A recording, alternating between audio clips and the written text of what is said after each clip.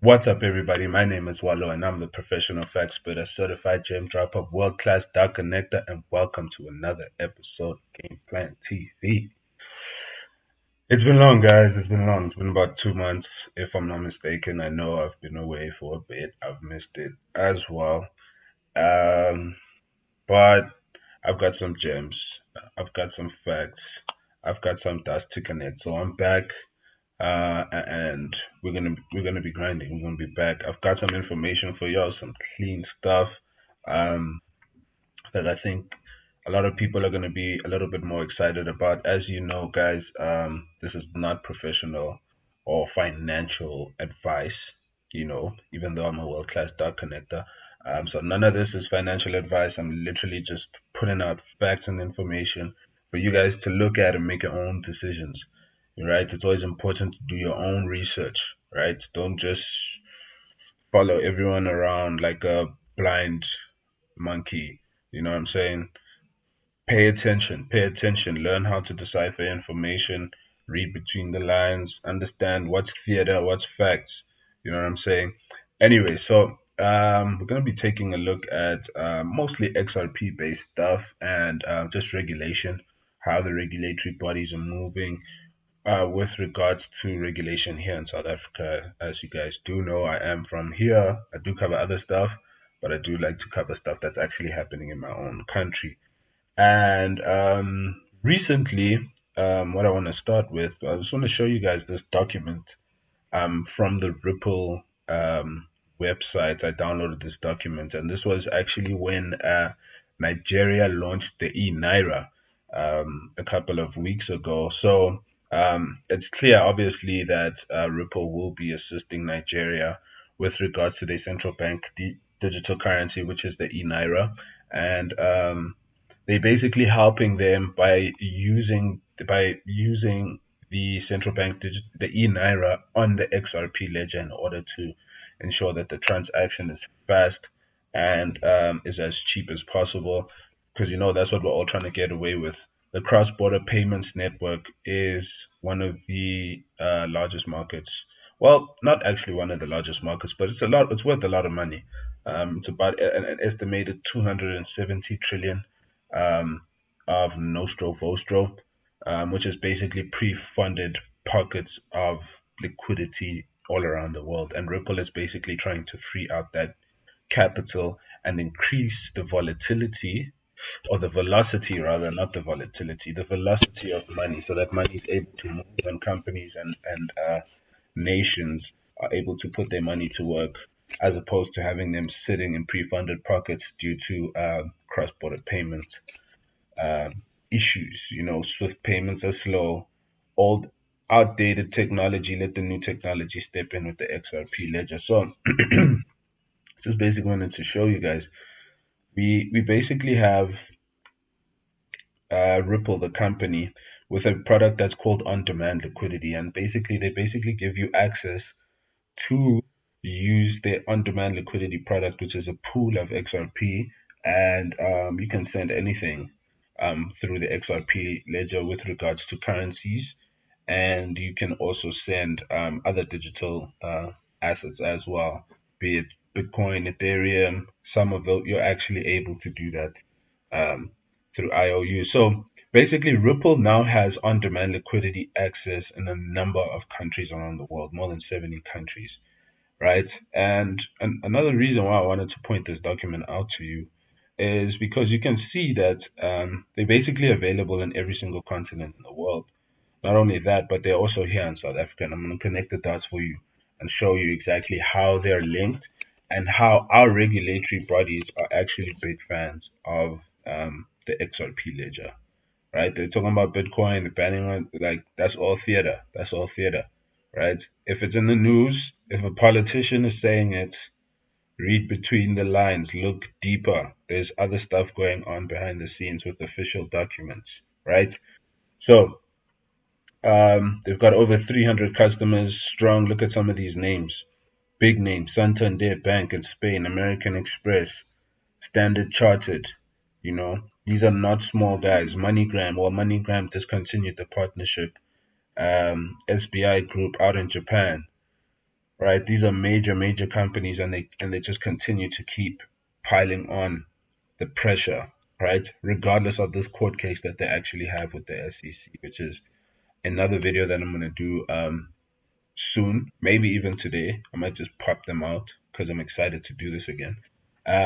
Right? So as you guys have seen in my previous videos, I have done like quite an extensive cover on the International Working Group for Cryptocurrencies, the IFWG here in SA, which is a regulatory body built up of all our financial regulatory bodies in the country, including our Treasury, the South African Revenue Services, the Competition Commission, the FSCA, all those big boys put together in order to try and figure out a way how can we regulate this while taking advantage of the technology as well. Our regulatory bodies understand this. Don't just read these articles without understanding exactly what's happening, right? So, overall policy position, this is a 49-page document on the position paper on crypto assets, right? Um, Very deep document, but this is like these are some of the main things that I wanted to show you guys. Overall policy position for crypto assets and crypto asset service providers in South Africa and general recommendations. 7.1. The South African regulatory authorities represented on IFWG acknowledge crypto assets as a new financial innovation and agree on accommodating it with regulatory framework where appropriate and where sufficient regulatory safeguards can be implemented. The policy recommendations are based on existing landscape and current levels of adoption, acceptance, and use. The regulatory authorities therefore reserve the right to amend their policy stance should crypto assets pose a material risk to their respective regulatory mandates in future. So you can see that they are taking an approach that's more accommodative, right? While influencing the masses, right? As I said, I'm a professional fact splitter, certified gem trapper, world class dot connector. They look at what they put out in the media as headlines. Okay, I'm gonna show you. I'm gonna show you this, right? Um, let's just keep connecting some of these dots. But we need to take a look at the facts and the data, right? When you look, this is the international IFWG, right? I'll keep reiterating this to you guys so you guys see this. I don't want people saying to me, "Oh, why didn't you tell us? Why didn't you tell us when all of this blows up?" I'm doing this for you, but you can go do your own research. You know, I'm just bringing you guys to the river. It's up to you if you want to take a drink or not. And yeah, basically, if you take a look, these are all the guys. This is official. The Competition Commission, the Financial Intelligence Center, the FSCA, the National Credit Regulator, National Treasury of South Africa, South African Revenue, so the Reserve Bank, right? And this is another thing. So the IFWG, these guys, they created a sandbox, a regulatory sandbox. It's basically a project. Remember, we covered Project Coca in some of my earlier videos. I'll try to put that link um, below as well if you guys want to take that out to take a deeper look at these guys. But basically, they started a sandbox, right? And in this sandbox, they've been running a series of tests for different things. Now we're going to connect some dots, right? If you take a look, Mercury International Payments, Innovator's core business is international payments, right? And I know this is what we need to look at carefully. Okay, so Mercury is testing regulatory treatment and associated regulatory reporting implications and obligations of crypto assets, specifically XRP, right? Specifically XRP. And with what? International payments, cross-border payments, right? Of crypto assets being used for effecting low value cross-border remittances between South Africa and the UK and vice versa, subject to certain limits prescribed by the relevant authorities, right? So in the UK, we already know, based on previous data that I've showed you guys, that the Bank of England are working with Ripple. They are working with the XRP ledger for their central bank digital currency, and so we can confirm that now. You know, it's part of our regulatory bodies sandbox project, innovating, testing, right? And testing was successfully completed during August 2021. That's this year, right? We're in November. Then they've got a number of other things that's currently in testing. I want to show you another company. So they've got a whole bunch of stuff here. I also wanted to show you guys this. If we look at Standard Bank, the scope of testing is limited to reporting of cross-border foreign exchange transactions submitted to Financial Service Department of the South African Bank utilizing blockchain platform. Now we already know that Standard Bank's got to deal with Hedera Hashgraph for them to run this project throughout Africa, which was signed a couple of months ago. So that information is definitely available. Santam is another a Ripple partner. So we can see what's happening here. I just want to show you guys another company, Zago Technologies, testing the regulatory treatment of crypto assets, specifically Ripple XRP, in terms of South African exchange control regulations. 1961, promulgated in terms of Section 9 of the Currencies Exchange Act. So you can see that these guys are working. They're not playing. They're not playing games at all, right? And it's on the Ripple website. This is Ripple's website, and they talk about Mercury to boost remittance time and money savings to South Africa. This was announced in March. They finished testing in August, right? And they mentioned the IFWG Sandbox project, a working group, and they're in partnership with Ripple and cryptocurrency exchange below. So, guys, we can see this. These dots are being connected, and here's the Mercury website. You can take a look at them. They show you what global online banking can become a partner. You can actually work for them, not work for them, but actually use their product on a personal basis or for your business. So you can check this website out. It's called mercury.global. And then, so basically, that's the foundation of what the information I wanted to show you. And I also wanted to show you another thing of how you need to be careful. You need to, when these politicians and these ministers speak, you need to read between the lines and try and understand what is it they're trying to make me focus on, and what are they trying to make me do in the background, right? Um, there's a news article from um, earlier on this month where it says a South African finance minister seeks to stop pension funds from investing in cryptocurrencies, right? This the Minister of Finance doesn't want pension funds to invest in cryptocurrencies. Now, yes, we can say cryptocurrencies are volatile. They lose multiple percent of their value over an extended period of time, and all those things, right?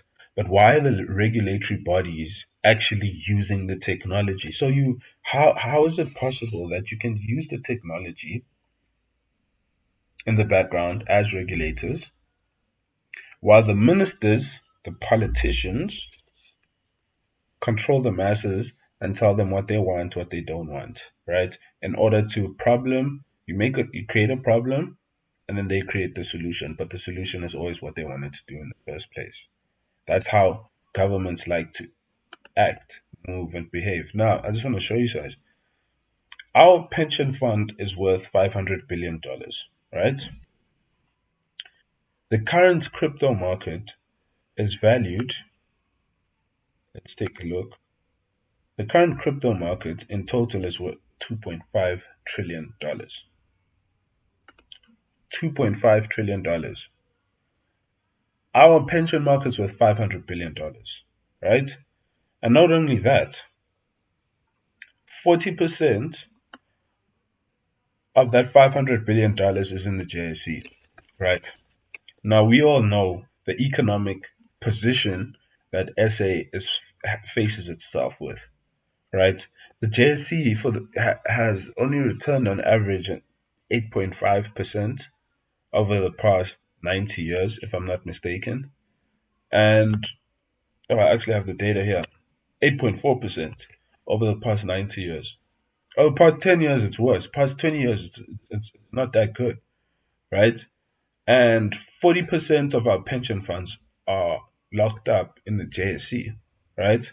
Now, I want to show you guys something here. This is how you need to actually understand what these politicians are actually doing and make intelligent decisions for yourself. This is an asset class total returns over the last 10 years, right? And this is from the 13th of March 2021. I think I've showed you guys this before in previous videos, but I just want to reiterate it again.